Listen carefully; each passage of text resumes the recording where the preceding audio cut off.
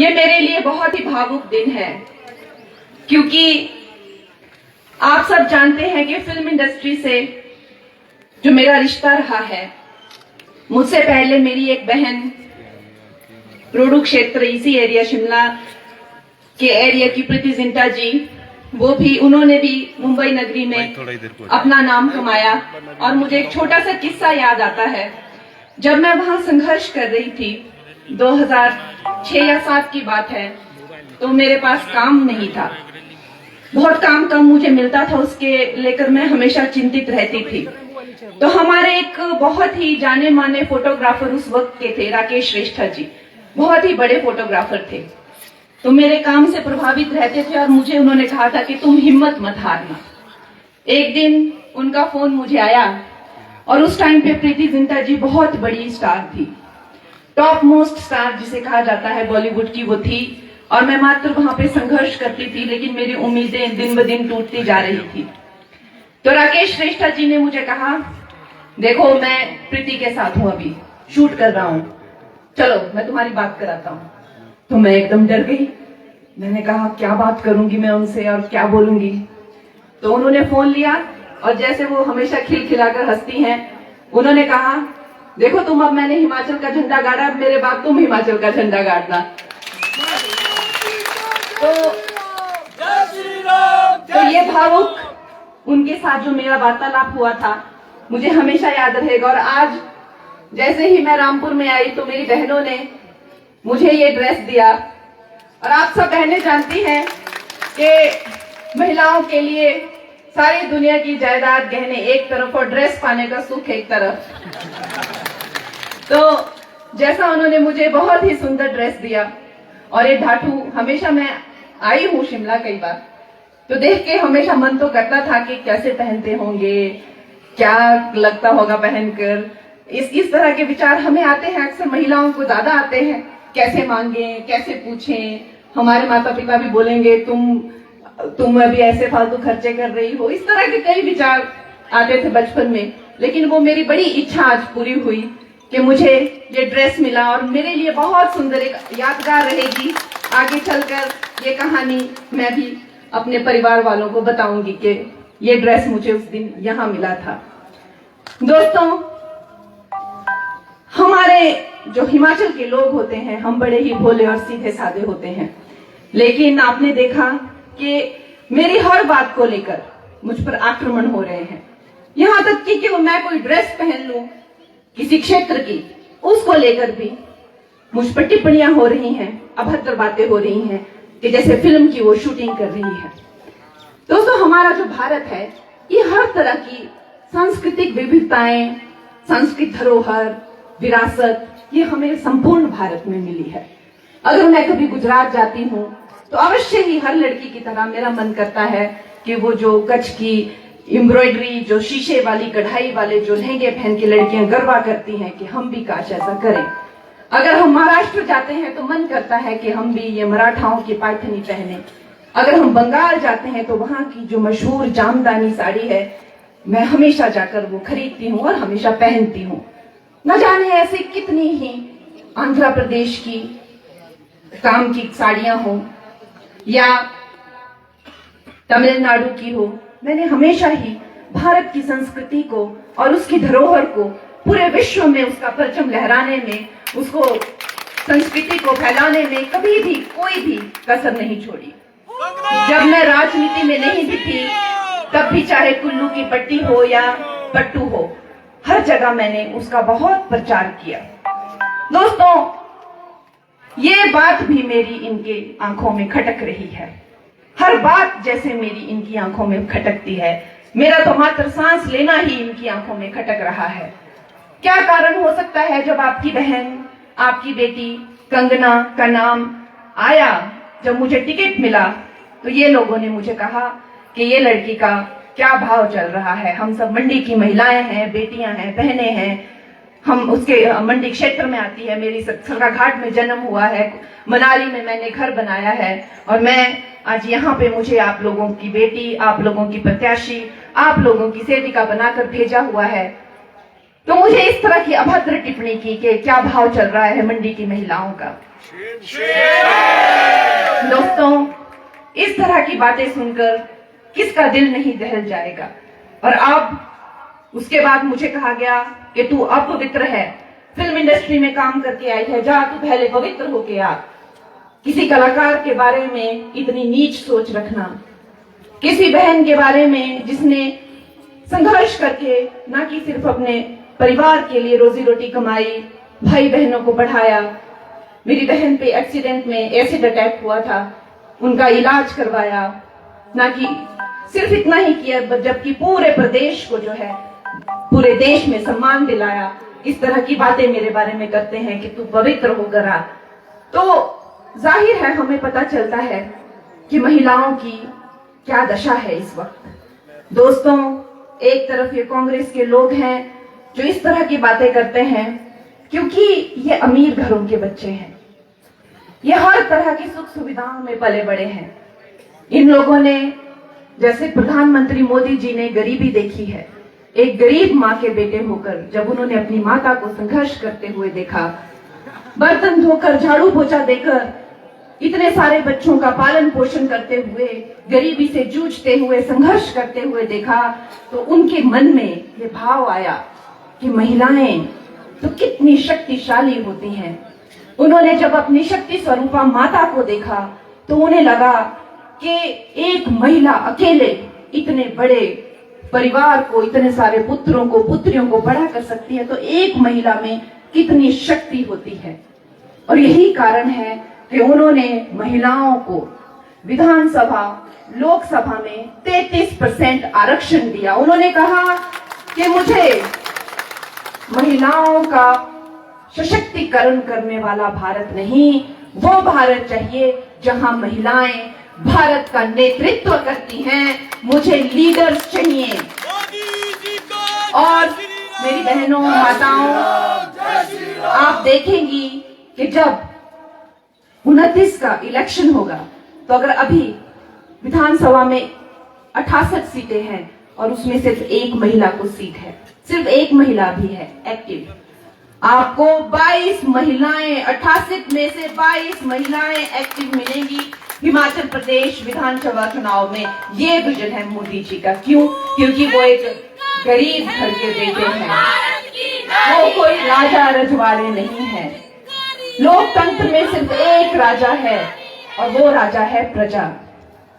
लोकतंत्र का राजा सिर्फ प्रजा है।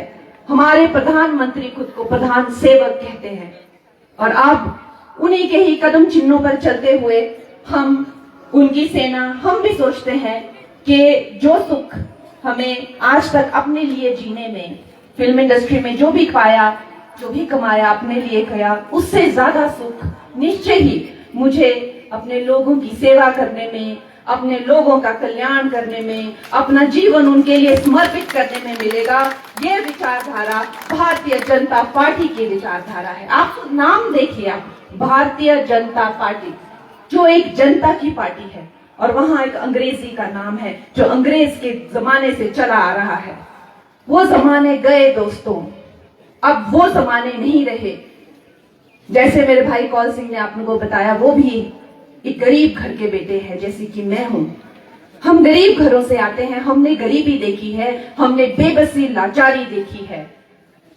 और आज ऐसा हमारा दुर्भाग्य हुआ कि मात्र कुछ हजार वोटों से या कुछ 100 वोटों से ये रह गए।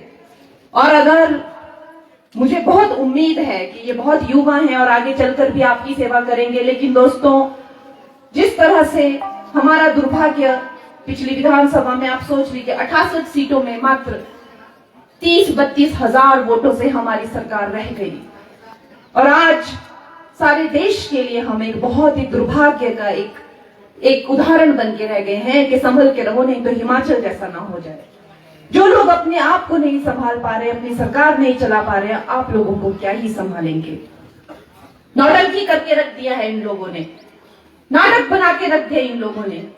इन लोगों को कहीं भी बहुमत है नहीं। जैसे कि जयराम जी कहते हैं कि अगर नैतिकता के आधार पर इनको शर्म होती तो ये इस्तीफा दे देते। इनके पास मेजॉरिटी है ही नहीं, लेकिन फिर भी नहीं दे रहे, कुर्सी से चिपक के बैठे हुए हैं।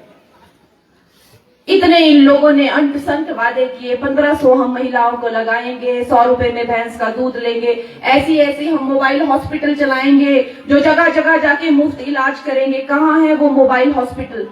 हर विधानसभा में हम 4-4 विद्यालय खुलाएंगे, कहाँ है वो विद्यालय? युवाओं को हम 6 लाख नौकरियां देंगे, कहाँ है वो 6 लाख नौकरियां? इनकी कोई जिम्मेदारी थोड़े है। ये तो कुछ कुछ जगहों पे छोटे मोटे बचे हुए हैं। जिम्मेदारी तो हम लोगों की है। हम लोग विश्व की सबसे बड़ी पार्टी हैं, विश्व के सबसे लोकप्रिय नेता की हम सेना है। हम एक शब्द भी यहां से वहां नहीं बोल सकते, पूरा आसमान गिर जाएगा, धरती फट जाएगी। हम पे इतनी जिम्मेदारियां हैं। आज हमारा नेतृत्व जब खड़े होते हैं तो पूरे, चाहे इटली अमेरिका से लेकर सब लीडर्स खड़े होते हैं, और जब लोकप्रियता आती है तो 78 से 80% मार्क्स जो है वो मोदी जी को मिलते हैं। हम कुछ भी ऐसे ही नहीं बोल सकते, और हमें उनकी गारंटी के साथ चलना पड़ता है। मोदी की गारंटी का लोहा आज पूरा विश्व मान रहा है। हमें उनकी गारंटी के साथ चलना पड़ता है, ना दाएं ना बाएं, हमें सीधा सीधा चलना पड़ता है दोस्तों। लेकिन आप खुद सोचिए, ये जो चुनाव हो रहे हैं, ये लोकसभा के चुनाव हो रहे हैं, हम यहाँ प्रधानमंत्री चुनने जा रहे हैं। सारा विश्व जानता है कि आएगा तो मोदी ही, तो फिर वह यहां से नेतृत्व किसी और सरकार का क्या करेगा लोकसभा में? यह भी तो एक सोचने वाला विषय है हमारे लिए। जैसे हमें यहाँ पे डबल इंजन सरकार नहीं मिल पाई, इन लोगों का वही शुरू है, नहीं मिला जी, पैसा नहीं मिला, नहीं मिला, हमें पैसा नहीं मिला। और जयराम जी आते हैं, फिर मीडिया को बुलाते हैं और कहते हैं इनको अभी 1800 करोड़ दिया, इनको अभी 3000 करोड़ दिया, इनको इतना खा गए, सब खा गए, पचा लिया। जहां पे डबल इंजन सरकार नहीं होती वहां पे लोगों की यही दुर्दशा होती है दोस्तों। इसलिए हमें डबल इंजन सरकार के साथ ही चलना है। जब सेंटर में मोदी जी बैठेंगे तो यहाँ भी आपकी बेटी कंगना भारतीय जनता पार्टी से आपने मुझे भेजना है वहां पे।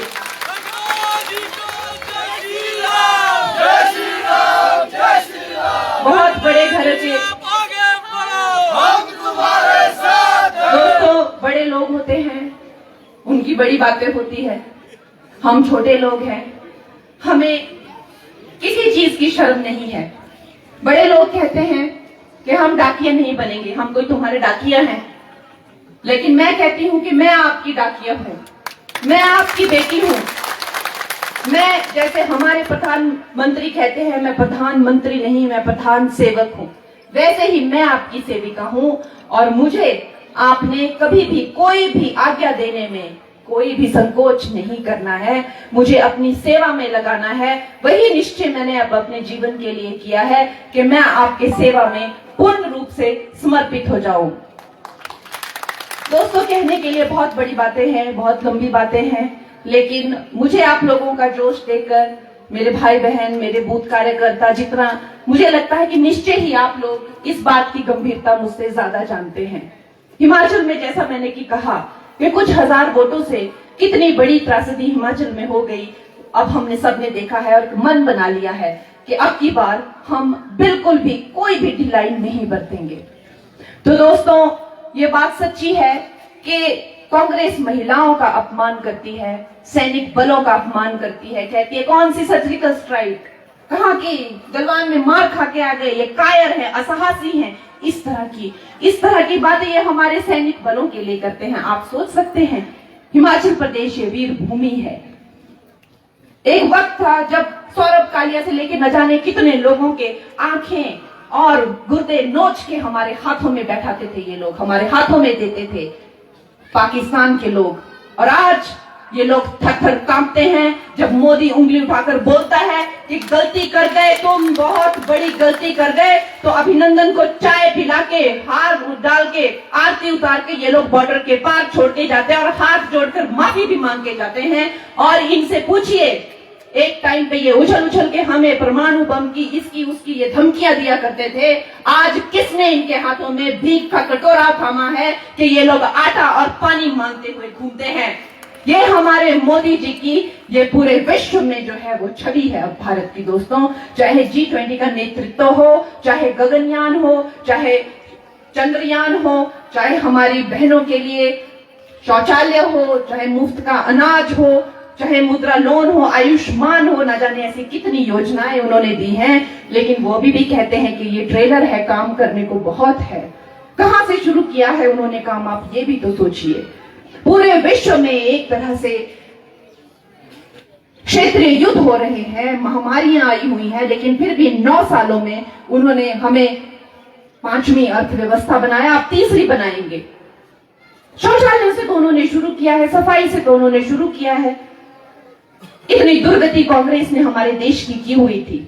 तो दोस्तों, वो कहते हैं कि ये तो अभी ट्रेलर है, लेकिन हमें उनके साथ चलकर उन्हें मजबूत बनाना है। और बाकी मैंने जैसा आपको कहा कि एक गरीब की बेटी को, अपनी बेटी को, अपनी बहन को और इन सब पुरुषों को जो आज आपकी बहन को कहते हैं तू अपवित्र है, तू चली जा यहाँ से, आपको मजा चखाना है और यहाँ पे मोदी जी की सरकार लाकर हमें भगवा लहराना है। जय श्री राम, जय श्री राम, जय श्री राम, जय।